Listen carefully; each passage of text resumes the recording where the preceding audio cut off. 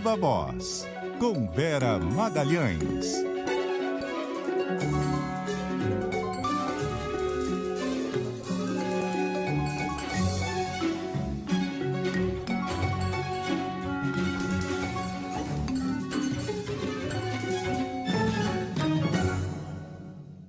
Oi, Vera, boa noite, tudo bom? Perdemos Vera Magalhães? Caiu? Ah, caiu? Daqui a pouco ela reconecta? Matheus, me conte. Sim, em instantes, diz aqui Matheus Luque.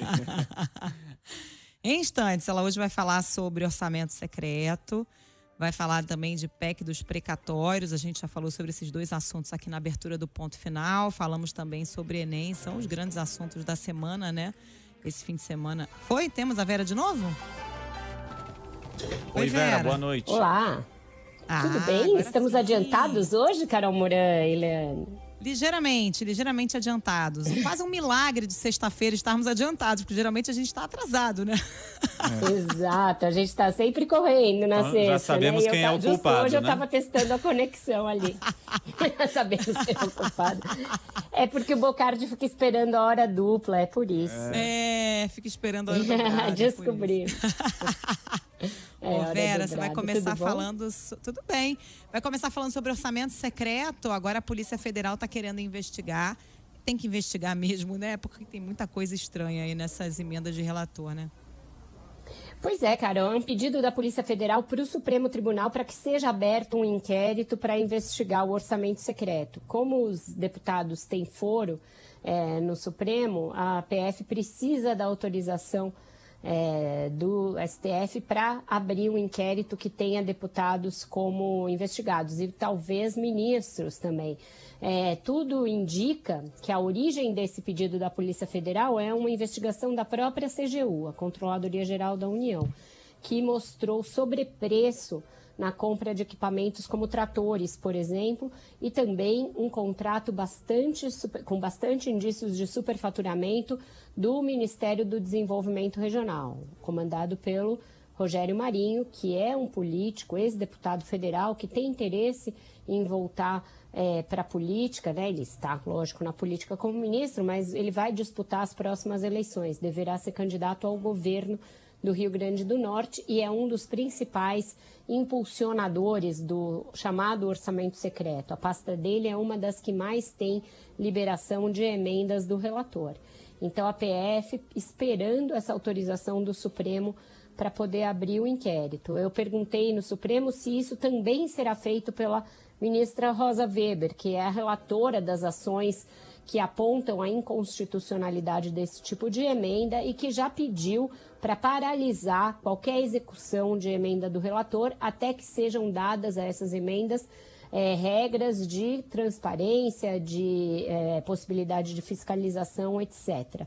Então, ainda não sei se é ela que está com isso e se é ela que vai determinar se será aberto ou não o inquérito. Ainda estou esperando essa resposta do Supremo. Se vier no curso da nossa conversa aqui, eu informo para os nossos ouvintes. Mas é mais uma área em que se fecha o cerco contra essas emendas, né? A gente tem visto muitas dificuldades de prosseguir com elas dessa maneira que elas são, porque justamente são muito opacas, não permitem nenhum tipo de transparência e até o Senado já está estudando mecanismos para acabar com essas emendas e diluir as verbas que são destinadas a ela nas outras emendas mais rastreáveis, que são as emendas individuais e as emendas de bancada.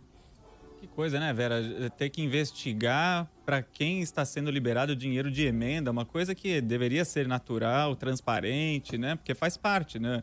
Os congressistas têm direito a uma verba para obras, enfim.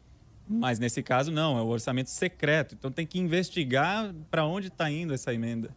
Você veja, Leandro, tem cerca de 9 bilhões e pouco do orçamento que são destinados a emendas individuais. Então, cada deputado, cada senador tem direito a um valor dentro desse bolo.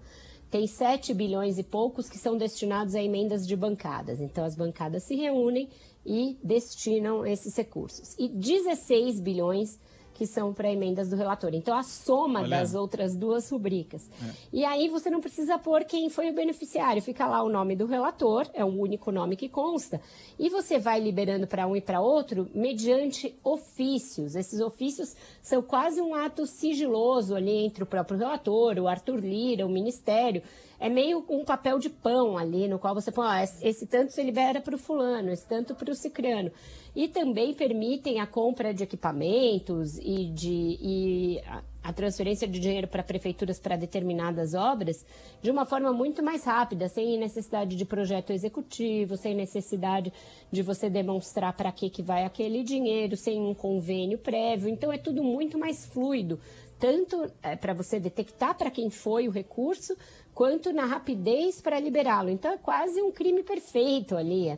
Todo mundo ganha muito com isso, as prefeituras ganham, as empresas ganham, e o que esse inquérito deverá investigar também é uma outra denúncia ligada a essa modalidade de emenda. O fato de que ela é tão rápida e tão efetiva que, para obter recursos disso, as prefeituras e as empresas devolveriam uma parcela dos recursos para aqueles os responsáveis por destinar as emendas do relator. Então, um inquérito se faz muito necessário, porque, paralelamente ao que o Supremo pediu para que se dê mais transparência, precisa ser investigado o que já foi feito com esses recursos, que existem desde 2019 no orçamento, portanto, uma jabuticaba inventada pelo governo Jair Bolsonaro. E o pai da criança é o Arthur Lira, né? Você acha que pode sobrar para ele, inclusive, um inquérito?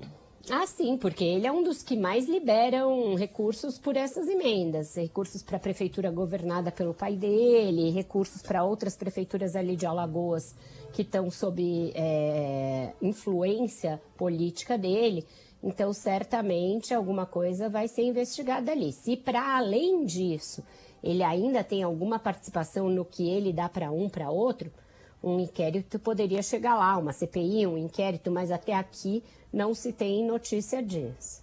Já vimos esse filme nos Anões do Orçamento, era isso também, né? Destinação de emenda, mas tinha ali um pagamentozinho, uma gratificação para o parlamentar que liberava a emenda, né? Essa tecnologia aí não é nova, ela só está mais acelerada. Exato. Aprimorada. Era 2.0. Era do Pix. Vera, Pix e cashback. Isso. Vera, dois assuntos correlacionados, essa história de emenda de relator e PEC dos precatórios, né? A gente comentou aqui na abertura do programa, o Sardenberg falou um pouco sobre isso também. Do jeito que o governo quer, não tem voto para passar no Senado, né? Exatamente, a gente já tinha essa percepção pelas conversas com os senadores e pelo fato de que muitos deles estão apresentando emendas. Eu falei um pouco aqui das diferentes emendas que já existem, a PEC, mas o que aconteceu hoje foi que o Globo fez um levantamento mesmo. A reportagem do Globo em Brasília foi ali de gabinete em gabinete, os 81 gabinetes de senadores, e já conseguiu 34 senadores que dizem que do jeito que o texto veio da Câmara, eles não votam. Isso já dá um placar insuficiente para aprovar uma proposta de emenda à Constituição, Carol, porque ela precisa ter 49 votos favoráveis. Só sem esses 34, você já tem 47 votos. E ainda assim, não é que esses 47 estejam ok com a PEC, não. Nesse grupo tem gente que ainda não revelou voto para o Globo, tem gente que diz que ainda está indecisa. Os que revelaram um voto favorável à PEC são uma minoria da minoria. Então o governo teria que trabalhar muito ou aceitar mudanças no texto. Na verdade, isso é o que vai acabar acontecendo. Vai ser inevitável negociar algum tipo de mudança. O governo está ciente disso. O próprio líder do governo, que é o relator da matéria no Senado, o senador Fernando Bezerra Coelho, está negociando essas mudanças, mas o que eles tinham a expectativa era de fazer mudanças pontuais para que uma parte substancial da PEC pudesse já ser promulgada sem a necessidade de voltar para a Câmara. O que esse levantamento mostra é que provavelmente a PEC vai ser mudada em pontos essenciais, o que vai obrigar a que ela como um todo retorne à Câmara dos Deputados, o que atrasa bastante o cronograma já muito, muito apertado do governo para essa matéria. E pode afetar o pagamento do Auxílio Brasil? Olha, Leandro, eles vão dar um jeito de pagar, né? Já estão aí fazendo cadastro, já estão liberando as primeiras parcelas. Tem outras formas de pagar, pelo menos essa parcela de dezembro, né? Fazendo por meio de medida provisória, fazendo aí como um crédito extraordinário. Então, tem outras vias que o governo vai buscar para fazer esse pagamento. Olha o Dan aí. Oi, Dan. Eba. Ele invadiu cedo hoje, hein? Tá tudo adiantado Pressão, hein? hoje. Sem pressão. É isso, tá pressionando. Mas vai tranquilo.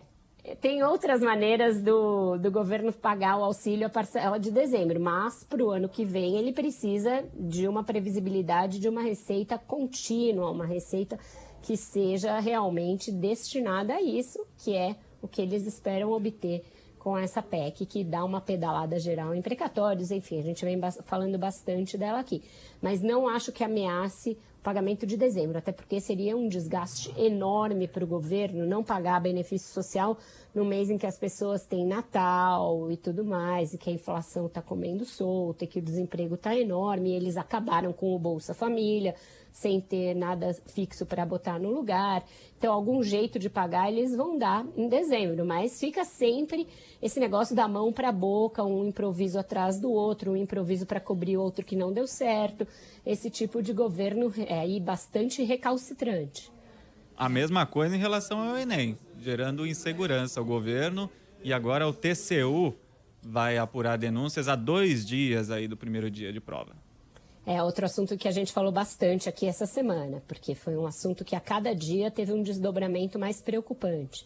Começou com a notícia de que teve ingerência política na prova, e essa ingerência foi se desdobrando, e agora a gente vê aí uma notícia da Folha de São Paulo de que o próprio presidente Jair Bolsonaro sugeriu o uso do termo revolução para se referir ao governo, à ditadura militar, na verdade, e que isso teria sido levado adiante. A gente também tem informação de que a Polícia Federal teve acesso à sala secreta, sabe-se lá se porque foi chamada ou porque foi por alguma investigação. Tudo é muito nebuloso. O INEP colocou sigilo nessa investigação de por que a Polícia Federal teve acesso à sala. Então, uma prova cercada de muita nebulosidade, a gente não sabe tudo o que aconteceu no processo de confecção dessa prova, coloca a sua acuidade técnica sob risco e também coloca uma grande possibilidade de que tenha havido vazamentos múltiplos em vários momentos desse processo. Teve um pedido aí também revelado pelo Estado de São Paulo para que professores totalmente alheios ao processo tivessem acesso à prova, inclusive professores criacionistas, professores ligados à instituição da qual o ministro Milton Ribeiro é egresso, que é o Mackenzie. Então, tudo fora do trâmite legal, do trâmite burocrático correto, do trâmite que garante segurança e sigilo à prova. O TCU vai investigar, a Defensoria Pública já tinha pedido informações e a gente pode, eventualmente, não está descartado, se deparar com alguém pedindo alguma liminar, por exemplo, para não realização da prova nessas circunstâncias. E a gente sabe como são essas coisas. Eventos que acontecem no Brasil todo, como essa prova, um juiz lá do interior de algum estado pode conceder uma liminar para que não se realize o Enem. E aí vai estar a confusão formada, os alunos sujeitos a essa insegurança, para algo que já é cercado de tanto nervosismo como uma prova que vai definir o futuro desses jovens. Então, algo que não deveria ser feito assim, dessa maneira tão acochambrada e tão cercada de circunstâncias ideológicas lamentáveis. Tem até uma informação para tranquilizar um pouco os estudantes. Ontem a gente até comentou sobre redação, né? Como fazer uma redação com essas informações de que o presidente quer que trate a ditadura como revolução, por exemplo, né? Aí um amigo meu que, inclusive, participa de correção de redação do Enem, diz que o curso dos corretores terminou no mês passado, a banca foi formada no começo de novembro, o treinamento dos corretores seguiu o mesmo rigor de sempre. Para tranquilizar um pouco os estudantes, mas a insegurança já está gerada, né? São muitos professores que... Não, é muita gente que corrige prova do Enem no Brasil inteiro, né? É um trabalho super sério, então é difícil imaginar que eles conseguiriam aparelhar também a banca dos corretores do Enem, né? Mas sei lá, tudo pode acontecer. Mas e se tentarem dar algum tipo de orientação para esses corretores do que eles devem correr? A gente não sabe, foi tanta ingerência. A partir do momento que o presidente fala que a prova tem a cara do governo. Exato, pronto. Exato. Vamos de música, Vera? Vamos, amanhã é 20 de novembro, Carol, é dia da consciência negra, feriado em São Paulo, feriado em algumas cidades, não é um feriado nacional, mas é um dia que marca aí a lembrança de Zumbi dos Palmares. Eu escolhi uma música do Racionais MCs, que é uma banda aí seminal na denúncia do racismo, na denúncia da desigualdade racial. A música é de 2002, ela traça um quadro muito sombrio de racismo e desigualdade. Acho que a gente evoluiu um pouco nos últimos anos, com algumas conquistas bastante importantes, mas o risco de retrocesso também nessa área é enorme. O ano que vem é a revisão geral das políticas afirmativas, é um momento de estresse para isso, e a gente tem de estar atento em garantir equidade racial, acesso, igualdade e lutar contra todas as formas de discriminação e de racismo. Por isso a importância dessa data e uma música para celebrar esse dia. Nego drama, entre o sucesso e a lama, dinheiro, problemas, invejas, luxo, fama. Nego drama, cabelo crespo e a pele escura, a ferida, a chaga, a procura da cura. Nego drama, tenta ver e não vê nada, a não ser uma estrela, longe meio ofuscada, sente o drama, o preço, a cobrança, no amor, no ódio, a insana vingança. Nego drama. O pessoal gostou aqui, viu? Grande Mano Brown. Zoco aqui de São Paulo, mandou bem na escolha da música hoje. Tem aqui um ouvinte de Brasília, João Carlos, é por isso que adoro a Vera. Muito bom. Então tá, Vera, gente. Depois vejam obrigada. a letra, muito, muito forte. Tchau, gente. Até Tchau, amanhã. Vera, bom fim de semana. Ótimo fim de semana para vocês também. Tchau, tchau.